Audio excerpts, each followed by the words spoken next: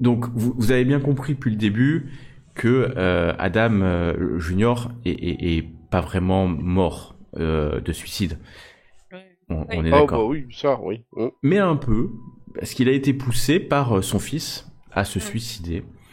Euh, donc, ce qui s'est passé, c'est que le fils d'Adam Greenberg et de Carol, c'est le nœud depuis le début. Et vous l'aviez vu dès le début. Vous Oui, aviez il avait un l'élément. regard, et il Voilà, avait vous un aviez regard bizarre, je me rappelle. l'élément et que vous aviez pu voir en disant en fait il y a vraiment un truc bizarre. Hmm. Et donc ce sont un combat d'entités cosmiques bien entendu. Il y a d'un côté c'est cette comme ça je vous dis directement je vous dis le truc. Il y a ces créatures, ces espèces de vers stellaires qui sont voilà qui sont là et qui viennent, vers cosmique ça s'appelle, qui viennent profiter du mal de l'humanité. Et de l'autre côté, il y a une espèce de titan de givre, et le sarcophage devant vous, c'est un espèce de géant de givre, qui sont la représentation plutôt du bon, donc de Nodens, si on reprend le mythe de Cthulhu, c'est la représentation de Nodens, le dieu un peu protecteur des humains. Et donc, ce sont des créatures qui sont venues de la contrée du rêve, protéger les humains, et qui portent ce symbole que Anna a aussi, hein, qui est un symbole qui est censé être protecteur, mais il faut en connaître la magie pour que ce soit protecteur. Et comme tu as pas trouvé depuis le début la magie, et voilà, que celui qui t'a donné connaissait que des mots magiques pour l'activer, c'était une autre solution pour pouvoir s'en débarrasser. Ça t'aurait protégé du ver cosmique. Donc c'était un moyen à un moment de pouvoir s'en protéger. Et donc c'est un combat éternel entre eux. Et puis en gros on a deux grandes compagnies, celle de Greenberg, et de l'autre côté on a les compagnies de Gauntlet, donc le père de Carol. Vous n'avez pas trop enquêté sur ce côté-là. Vous auriez pu Non. avoir pas mal d'éléments. En fait, on a deux grandes multinationales qui s'opposent, et en fait, ils ont fait un mariage de raison pour lier les deux. Tout le monde sait qu'il y a un ver cosmique et tout le monde le veut, bien entendu, et le ver cosmique a depuis longtemps manipulé pour que les géants de givre soient emprisonnés, mis dans des sarcophages et détruits pour éviter que ça les nuise. Bien entendu, on a profité du géant parce qu'on lui prend son sang pour la vie éternelle, ou en tout cas rallonger la vie, soigner. Longévité. Voilà, c'est pour ça que le juge était très vieux mais toujours en forme, avec une libido assez importante. Donc au début il s'est suicidé, mais le problème c'est que la mère Carol est partie avec les enfants et a essayé de se cacher. Elle a demandé à des contacts de la cacher, et les contacts de Gauntlet c'était les sœurs de Marie, et qui les protègent, alors effectivement qui ont protégé, mais qui les ont amenés dans une autre espèce d'autre monde, un monde un peu parallèle pour les protéger, sauf le fils qui contient actuellement, enfin qui contenait, parce qu'il ne contient plus, le ver cosmique, et qui a qu'un objectif, c'est de retrouver le sarcophage. Le problème, c'est que dans ce sac de nœuds depuis des mois, parce que tout ça, ça a duré plusieurs semaines, vous avez fait des enquêtes, très bien. Pourquoi vous êtes retrouvé là? Eh ben, c'est Marcus, la raison. Marcus, il fait partie d'une organisation qui s'appelle l'EOS. Et cette organisation est liée au CDC, et c'est une organisation qui cherche en fait le paranormal. Ah, bordel. Et qui est plutôt positive en fait, qui est une organisation très positive. Ouais, mais cachez quelque chose. J'avais raison. Voilà.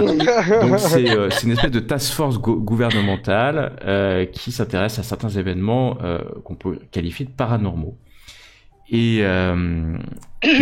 donc quand vous avez plus ou moins été sélectionné depuis longtemps par Milberger, qui faisait partie aussi de cette organisation, et qui en fait a sélectionné un certain nombre d'agents du FBI pour venir dans cette cellule, des gens qui considéraient comme efficaces, mais aussi qui étaient plutôt qui avaient un gène particulier. Vous avez tous un gène particulier, et parce que vous êtes tous issus des défenseurs du géant, de près ou de loin.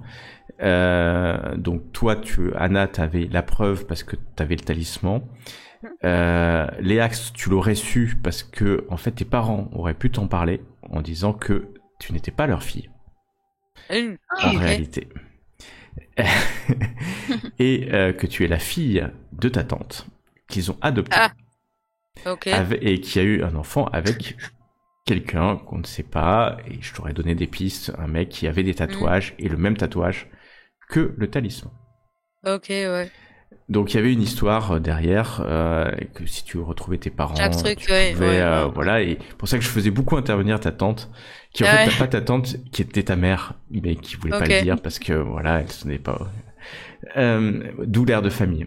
Et Michael, on a moins creusé la famille, mais pareil, t'as un oncle qui aurait pu te dire que vous descendiez, vous, Mike, les Collins, de vieilles familles anglo-saxonnes. C'était irlandais, je sais plus, c'était anglais, et que ça venait des Vikings et que dans la famille, à l'époque, on priait des géants. Voilà. Et donc vous êtes liés à ces géants, la force du bien, et c'est pour ça que EOS vous a fait venir. Milberger à l'époque avait sélectionné les dossiers, vous étiez prévu de longue date et ils ont manipulé les dossiers pour que vous veniez. Malheureusement ou pas malheureusement, vous avez été pris dans le flot de l'histoire et été lié à Greenberg. C'est pas pour rien que les deux dossiers on vous les a affectés, parce que Marcus se doutait qu'il pouvait y avoir quelque chose. Et ça fait des années qu'il travaille sur les Greenberg, dont le but alors Marcus il sait pas, hein, il savait pas les vers cosmiques, etc. Il savait pas. Il pensait qu'il y avait quelque chose de surnaturel là-dedans, dans cette entreprise, et il voulait enquêter dessus. Donc Marcus était potentiellement un allié, mais effectivement Anna a fait des échecs critiques à chaque fois qu'elle a voulu le lire, et donc pour elle c'était un mauvais gars. Mais je lui ai envoyé après, quand même, à un moment donné, je lui ai envoyé la copie-collée de ses échecs critiques parce que elle m'aurait pas cru. Moi aussi, je t'aurais cru parce que vu ma chante. Et donc après, vous êtes rentré dans l'histoire, vous avez enquêté. Il y avait effectivement un trafic de drogue, mais ça vous l'avez vu, hein, c'est-à-dire cette drogue était très efficace parce que alimentée par le sang du géant de givre. Il y avait aussi un trafic, le sang était envoyé à la clinique parce que les riches nantis qui faisaient partie du Cajun Club se gavaient de sang, mais la conséquence c'était qu'ils devenaient avides de sexe, de luxure, d'où ce trafic, ce traite des blanches, d'orphelines qui étaient amenées au Cajun Club, et les cadavres que vous avez trouvés à côté du Cajun Club, c'est toutes les jeunes femmes ou les jeunes hommes orphelins qui étaient amenés au Cajun Club pour que les membres du Cajun Club jouent avec eux, et quand ils en avaient fini, ils les tuaient et ils les jetaient au fond du jardin. C'est pour ça que quand vous les avez retrouvés, c'était derrière la palissade du Cajun Club. Sans douter un petit peu. Le coup de folie des bikers, c'est dû au fait qu'ils ont récupéré le sang, mais que eux ils l'ont pas traité et ils l'ont pris brut. Parce que Belinda savait que le juge en prenait, elle avait vu en prendre, sauf qu'il était traité, mais eux ils l'ont pas traité, et pour avoir la force du géant, et ils l'ont pris brut. Sauf qu'à force de le prendre, ils sont devenus complètement fous. Et d'où cette histoire de ils sont partis en croisade contre la ville de la Nouvelle-Orléans. Ils ont tiré partout, mais ils étaient complètement drogués. Vous les aviez vu, hein, les corps ils supportaient des douleurs que vous auriez pas pu supporter. Et donc Belinda, en fait, elle avait entraîné son amant, le biker, pour se libérer aussi du juge, parce que la juge, vous savez ce qu'il lui faisait, je vais pas rentrer dans les détails. Et donc c'était un moyen pour elle de s'émanciper et de payer son appartenance au groupe des bikers. Donc les zombies sont des pros Greenberg. Les sœurs de Marie sont des pros Gantley, hein, de la famille de Carol. D'où la protection d'Adrien. Voilà. Donc il y avait 2 clans, 2 gangs. Ça, vous auriez pu aussi en enquêtant un peu plus. Denise Clark, ça vous le savez, vous l'aviez compris, c'est un membre de Greenberg depuis des années. Qui a été initié dans le labyrinthe. Donc quand quelqu'un devait être initié au secret des Greenberg, ils étaient envoyés dans le labyrinthe sous la maison des conscrits. Et c'est là où en fait ils écoutaient ses voix, ils prenaient du sang et ils étaient initiés, d'où les photos d'un certain nombre de personnes qui sont des initiés de Greenberg. Voilà, je suis en train de faire le Miro en même temps pour pas oublier grand chose, mais je pense qu'on a fait à peu près tout. Milberger, donc lui, il s'était lié à vous quand vous êtes dès le début, parce que voilà, vous avez identifié depuis longtemps. Il voulait vous faire venir. Et la première fois, il était lié au talisman des géants de givre, parce que lui, c'était un descendant aussi des géants de givre. Et donc son âme, alors qu'il allait mourir, il l'envoyait pour vous aider. C'est ça le truc Milberger. Je veux bien dire que dans l'histoire, c'est le truc un peu bizarre à faire venir. Donc on va dire que c'est ça, mais je suis pas très à l'aise avec cette explication moyennement rationnelle. Et puis, qu'est-ce que j'ai oublié? Donc il y avait une petite histoire avec Jim Fox et Damon Cross. C'était plutôt des gens qui étaient là pour vous aider. Mais Damon Cross était aussi un pourri. Vous avez pu le remarquer, le chef de Jim Fox. Les True Blood, j'en ai parlé. Alors le ranch, c'était une division de Greenberg, où il y avait, c'est eux qui organisaient les laboratoires. Ils avaient plusieurs laboratoires au Texas, et donc il y avait potentiellement un moment où vous pouvez y aller et puis aller au ranch, rencontrer les parents de Leax, mais aussi faire tomber les suivants de Fenris. Comme vous voyez, les suivants de Fenris étaient liés à la mythologie nordique et des géants de givre. Voilà, l'incendie, c'était plus ou moins quelque chose d'accidentel. Pas vraiment, en fait, il y a eu un combat, les zombies ont cherché à récupérer Adrien et Carole et la petite aussi, Elisabeth, et donc il y a eu une baston à cet endroit-là. Et en fait, ils ont demandé, enfin, il y avait des Langrets, rappelez-vous, il y avait le Langret, et c'est un des conscrits qui a le pouvoir de pyromancie, enfin des flammes, qui a fait exploser le bâtiment en voulant finalement tuer ou éliminer la femme Greenberg, etc., mais qui était partie avant. Donc en fait, c'était une scène. Vous n'avez pas pu tout voir parce que vous avez été agressé. Vous n'êtes pas revenu après, vous avez des échantillons, mais d'où cette flamme qui a tout brûlé. Mais vous auriez pu trouver en fouillant l'extérieur, ce que vous n'avez pas forcément bien fait, ou pas du tout même, qu'il y avait d'autres véhicules qui étaient partis, en plus de ce que vous avez trouvé. Okay. Mais c'était une piste qui aurait pu vous mettre, qui avait en fait, vous aviez compris qu'il y avait deux clans, enfin les deux gangs qui s'opposaient. Vous pensiez que c'était sur la drogue, mais c'était pas forcément que sur la drogue. Il y avait des luttes de territoire, bien sûr, mais il y avait aussi Carole Greenberg dans l'histoire, qui était protégée par les Sœurs de Marie. Vous n'avez pas trop creusé les Sœurs de Marie, pas trop, mais vous auriez pu apprendre pas mal de choses sur les Sœurs de Marie, et qui protégeait qui, et en fait, qui avait effectivement une femme blonde qui était protégée par les Sœurs de Marie. Vous auriez pu l'apprendre un peu avant. Mais c'était pas forcément nécessaire. Le corps dans les marais, je vous ai expliqué, donc c'est pas un serial killer, c'est bien le Cajun Club. Le sang volé, vous avez compris ce que c'était. Donc c'était Belinda qui avait organisé ce casse pour récupérer le sang qu'elle connaissait, qu'elle pensait magique. Et voilà, il y avait d'autres personnages que vous n'avez pas tous vus. Vautour, c'était un zombie. Et pourquoi il est mort? Ouais, c'est qu'en fait, il a été. Les zombies ont une particularité, c'est qu'ils pratiquent le vaudou. Et comme il allait parler, il y a un esprit vaudou qui est rentré en lui et qui l'a neutralisé. Voilà, je crois que j'ai à peu près tout dit sur l'histoire. Il y a une chose importante. Est-ce que finalement, vu que Michael est possédé, est-ce qu'il va pouvoir aller avec la voisine? Mais alors, voilà, c'est pour ça que je n'ai pas trop parlé de ce que tu faisais avant. C'est Léax qui est possédé. Non, c'est toi. Non, c'est toi. Ah, moi j'avais compris tout à l'heure, j'ai pensé que c'était quand tu parlais de téléphone, c'était quand elle s'est réveillée qu'elle avait un téléphone. Non. En fait, toi t'es allé la voir, et puis au moment où t'es sorti, t'as regardé ton téléphone, t'as reçu des messages de nombreux messages parce que t'as pris certainement la suite de Greenberg ou d'un autre. Là, j'ai compris que c'est les axes qui avaient. Et c'est pour ça que je voulais pas te dire ce que, en fait, t'as pas enquêté après. D'accord. En fait, t'as pas du tout enquêté. C'est-à-dire que bon, tu t'es retrouvé à l'hôpital, tu viens voir les axes de temps en temps parce que, honnêtement, c'est comme Adrien l'a dit. Ouais, je vais pas le répéter là.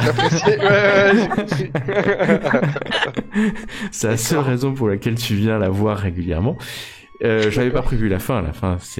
Mais effectivement, la créature va chercher. Elle s'est hyper renforcée. Elle a tué un géant de givre qui était dans un sarcophage. Et elle est en toi et elle va remonter un empire pour prendre le pouvoir sur les États-Unis d'Amérique et sur le monde peut-être. Qui sait, il va être et mettre les États-Unis d'Amérique à feu et à sang. Voilà la petite histoire. Anna est morte. Son cerveau a explosé, hein, ça c'est sûr. À 94, il y a plus rien à faire d'elle. Et Léax, elle va devoir survivre dans un monde quelques années après avec un mec hyper sympa qui s'appelle Michael. Peut-être qu'elle va se rendre compte que c'est pas Michael au bout d'un moment ou pas. Et oui, dans le ranch, j'ai oublié le ranch. Parce que la DEA a donné l'assaut et la plupart sont morts. À toi de voir si tes parents sont morts ou pas dedans, mais effectivement, vous auriez pu mener d'ailleurs l'assaut avec la DEA. C'était une partie qu'on aurait pu faire aussi dans le scénar. Ouais. Donc là, on a fait, pour revenir sur la partie technique, il y a 5 scénarios dans la campagne. Donc on en a fait 4. J'ai pas fait il y avait un optionnel qui moi j'ai le PDF maintenant. Ouais, j'ai un optionnel que j'ai pas fait qui était vraiment une enquête au milieu de la police de la Nouvelle-Orléans, et c'est pour ça que j'avais introduit le personnage d'Anaïs Gebauer. Mais je l'ai pas fait parce que bon, ça avait pas un gros intérêt, et la fin que j'ai faite est pas du tout la fin. Pour une bonne raison, c'est que j'adore cette campagne, mais la fin pour moi n'a pas de sens dans cette campagne. Enfin, elle a un sens certainement, mais pour moi elle n'a pas de sens. Je dis pas qu'elle a pas de sens, hein, je dis que pour moi elle a pas de sens comme ça, et je préférais que ça finisse à la Nouvelle-Orléans, parce que dans le scénario officiel, vous allez à Haïti et il y a un truc qui se passe à Haïti, un combat, etc. Mais je sais pas pourquoi on va à Haïti en fait. Ok, ouais. C'est pour dépayser un peu les personnages, mais c'est longué, ça fait un peu donjon à la fin. Et je préférais que ça commence à la Nouvelle-Orléans, que ça finisse à la Nouvelle-Orléans. Mais ça aurait pu finir complètement différemment, encore une fois, hein, si vous l'aviez tué ou neutralisé ou empêché de rentrer, hein, ça pouvait suffire parce que votre force physique était quand même dans son corps plus grande. Ça aurait, il aurait été donné à son grand-père, à Greenberg. Il y aurait une suite, certainement, mais ça aurait été différent. C'était un gamin qui entrait dans une chambre froide avec un truc bizarre, mais sans plus. Sans plus. Tu nous vois nous battre, mais tu te poses pas de questions. Non, pour Léax, son intérêt n'existe pas. Moi, j'ai trouvé que c'était bien. Léax, elle a ouvert les trucs, elle a fait son truc, elle voit un gamin rentrer. Bon, je l'empêche une fois, mais il commence à me taper sur le système. Je vais pas l'en empêcher une deuxième fois.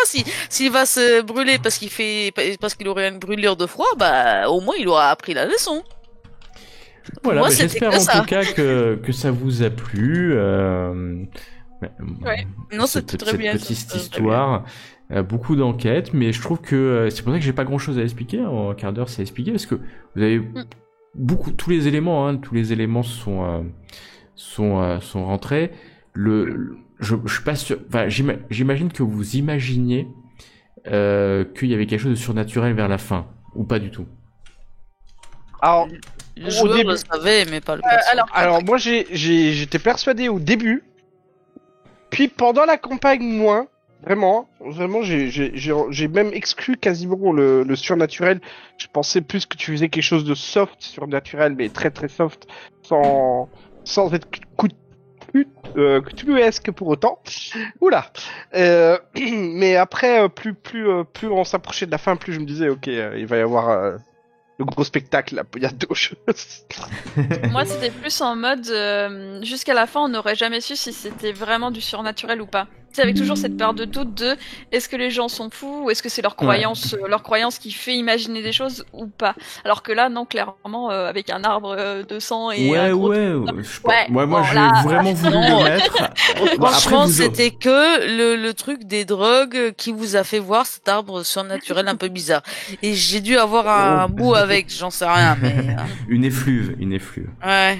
Voilà, en tout cas, moi, ça m'a fait plaisir de mener cette campagne avec vous. C'est la dernière, Pareil. donc il faut toujours savoir conclure une campagne au bon moment.